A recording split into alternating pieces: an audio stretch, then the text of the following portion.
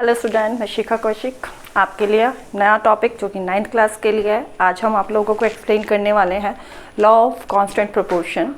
Okay, इसको हम law of constant proportion के साथ साथ एक और भी हम लॉ बोलते हैं, इसको law of definite proportion, right. तो ये सबसे पहले आपका जो जोसेफ राउस थे, उन्होंने ये आपको 1779 में इसको फॉर्मुलेट किया था। बहुत सारे एक्सपेरिमेंट करने के बाद में उन्होंने बताया कि in a chemical reaction according to this law क्या है, in a chemical compound same element combined in a fix proportion by mass, right. In a chemical compound same element combined in a fix proportion by mass, यानी हम कोई भी compound लेंगे वो जिन भी element से मिलकर बना हुआ है। पहली बात फिक्स्ड एलिमेंट, जैसे हम आपको एग्जांपल देते हैं वाटर, राइट। तो we know that water formula H2O, okay. तो इसमें कौन कौन से एलिमेंट है, ये हमेशा ध्यान रखिएगा। दो एलिमेंट्स, कौन कौन से एलिमेंट्स, फर्स्ट वन हाइड्रोजन, ठीक है, एंड सेकेंड वन ऑक्सीजन। ये ऑलवेज क्या होगा, हाइड्रोजन और ऑक्सीजन एलिमेंट ही वाटर बनाएंगे। दोनों एलिमेंट्स कंबाइंड होंगे और क्या बनाएंगे, आपका वाटर बनाएंगे। आप ये नहीं कर सकते हैं कि चलिए छोड़िए, यहाँ पर हमने ले लेता है H2O, ये वाटर, नो, ये वाटर नहीं होगा।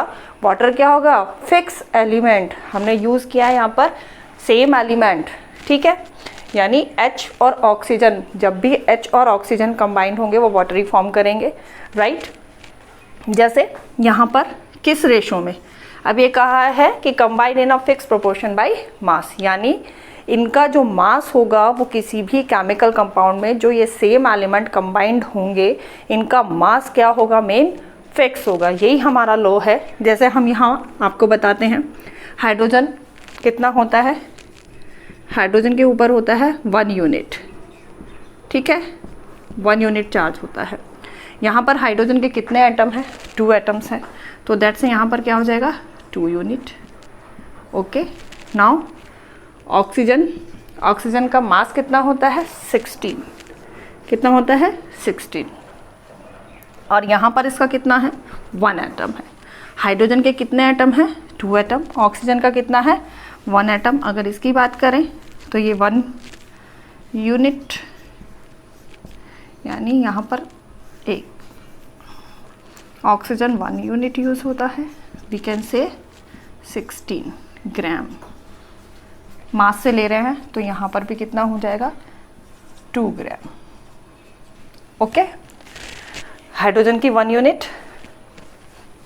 1 ग्राम होता है, यहाँ पर 2 यूनिट यूज़ हो रही है, दैट्स व्हाई 2 यूनिट के लिए 1 ग्राम। यहाँ पर ऑक्सीजन का केवल एक एटम यूज़ हो रहा है, तो उसका होता है 16 gram, okay. You can write here units को अगर हम हटा दें यहाँ पर हाइड्रोजन के, तो यहाँ पर लिखते हैं 2 एटम ऑफ हाइड्रोजन, ठीक है, and 1 atom of oxygen. Water का फॉर्म होगा जब आपके 2 एटम हाइड्रोजन के और 1 एटम आपका क्या होगा, ऑक्सीजन का कंबाइंड होगा। ये तो नंबर ऑफ एटम्स की बात करी है हमने, लेकिन हम यहाँ पर दे रहे हैं कि फिक्स प्रोपोर्शन बाय मास। आइए इसको फाइंड करते हैं हम। तो यहाँ पे अगर हम निकालें इनका टोटल मास, हम निकालें H2O का टोटल मास कितना होता है, 2 + 16 = 18, राइट। रेशो फाइंड करते आएंगे इसकी, पहले हाइड्रोजन की फाइंड करते हैं हम रेशो। तो हाइड्रोजन के लिए जो हो जाएगा वो कितना होगा, क्योंकि 2/18, बिकॉज यहाँ पर हमारे हाइड्रोजन के 2 एटम हैं, तो दैट्स वाई 2, टोटल मास कितना हुआ था, 18, राइट। तो ये हो जाएगा 1/9। ऑक्सीजन का फाइंड करते हैं, ऑक्सीजन के लिए कितना है, ऑक्सीजन कितना पार्ट था इसमें, ऑक्सीजन कितना पार्ट है इसमें बताइए आप लोग। यहाँ देखो, इसके ऊपर अगर हम देखते हैं तो टोटल 16/18,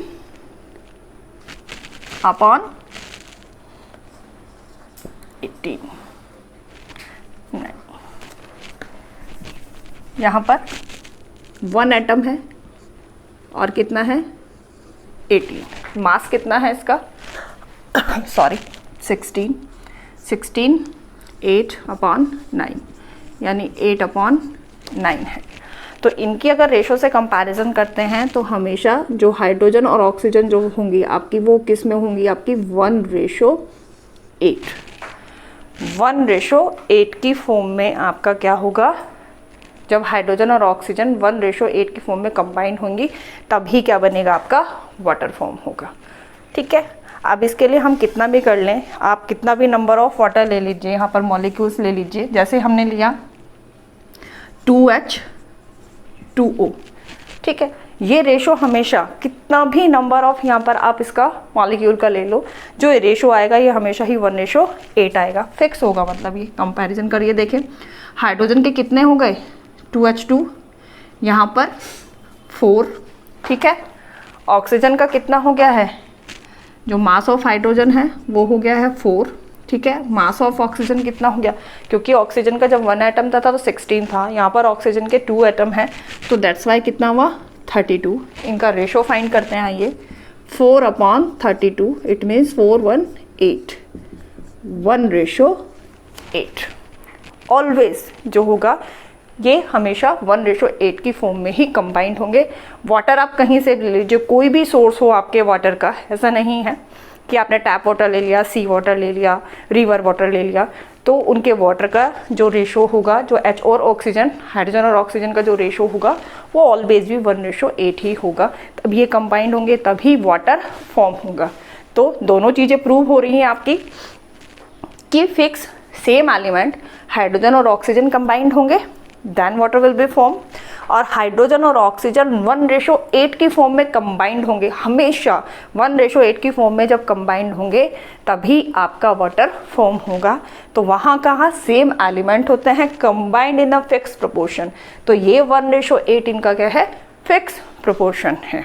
ओके, चलिए एक और एग्जांपल से हम आपको एक्सप्लेन करते हैं कि मास जो रहता है आप किसी भी तरीके से ले लीजिए, जब भी सेम एलिमेंट कंबाइंड होंगे तो वो एक जो फिक्स प्रोपोर्शन में होंगे बाय मास।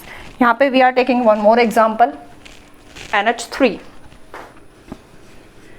NH3 जिसको हम अमोनिया बोलते हैं, राइट। तो अगर हम इसको देखें, इसमें कितना है, जो अमोनिया फॉर्म हो रहा है वो कैसे हो रहा है, 1 एटम आपका कितना हो गया, 1 atom of hydrogen, okay, and 3 atom of 1 atom of nitrogen, ठीक है, एंड 1 एटम ऑफ हाइड्रोजन। इससे मिलकर आपका क्या हुआ, ये क्या बन रहा है आपका अमोनिया बन रहा है। ओके, तो अब देखिए नाइट्रोजन बाय मास अगर हम कंपैरिजन करते हैं, we know that the nitrogen का जो मास होता है वो 14 होता है, 14 ग्राम, राइट। और हाइड्रोजन आपको पता है कि कितना होता है, 1 होता है, लेकिन यहाँ पर हमने कितना लिया हुआ है, 3 एटम्स लिया हुआ है, तो दैट्स वाई यहाँ पर कितना हो जाएगा 3 ग्राम। तो अगर हम इनकी रेशो निकालते हैं तो वो कितना आ जाएगा आपका, कितना आएगा 3/14। ऑलवेज भी ये इसी रेशो में कंबाइंड होंगे।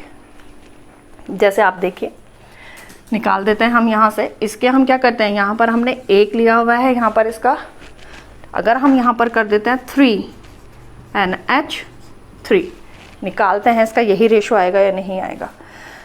तो यहाँ पर अगर हम कर रहे हैं, यू कैन राइट 3:14 या 14:3, you can right, okay, 14:3 combine करते हैं अब इसको। नाइट्रोजन के 3 तो इट मीन्स 14 × 3 यानी आपका हो जाएगा 42, राइट। H3 है, 3 3 जा 9, जो हाइड्रोजन है वो कितना हो जाएगा 3 × 3 = 9। निकालिए रेशो इसकी कितनी आएगी, 42/9, राइट। 3 3 जा 9, 3 1 एंड 3 4 जा 12, 14:3। तो यहाँ पर हमने क्या किया, यानी आपका क्या हुआ है, यहाँ पर नाइट्रोजन और हाइड्रोजन कंबाइंड होंगे, एलिमेंट सेम रहेंगे, नाइट्रोजन और हाइड्रोजन कंबाइंड हुए इन फिक्स प्रोपोर्शन बाय मास। तो जब भी देखो यहाँ पर NH3, जब आपके N और H किस रेशो में कंबाइंड होंगे, 14:3 में कंबाइंड होंगे, तो हमेशा क्या होगा, अमोनिया बनेगा। आप ये नहीं कह सकते हैं यहाँ पर कर देते हैं N2H4, नहीं, ये डिफरेंट रेशो में है, राइट। ये इस तरीके का कोई कंपाउंड फॉर्म ही नहीं होगा। अमोनिया कब फॉर्म होगी आपकी, जब आपका नाइट्रोजन का 1 एटम और हाइड्रोजन के 3 atom, number of atom fix होंगे, एंड मास जो होगा आपका बाई मास भी क्या होंगे, वो फिक्स होंगे। क्योंकि जब हमारे नंबर ऑफ एटम फिक्स है तो डेफिनेटली जो हमारा मास है वो भी क्या होगा, फिक्स होगा। तो ये दो आपको बता दिए गए हैं, 2 एग्जाम्पल्स देके मैंने आपको आज समझाने की कोशिश किया, लॉ ऑफ कांस्टेंट प्रोपोर्शन या फिर लॉ ऑफ डेफिनेट प्रोपोर्शन। ये यहाँ पर फिनिश हुआ है, बहुत ही अच्छा लॉ था। ओके, उम्मीद है आपको समझ में आया होगा। अगली वीडियो में मैं अपने नए टॉपिक के साथ आपके सामने फिर से आऊँगी। तब तक के लिए thank you for watching my video.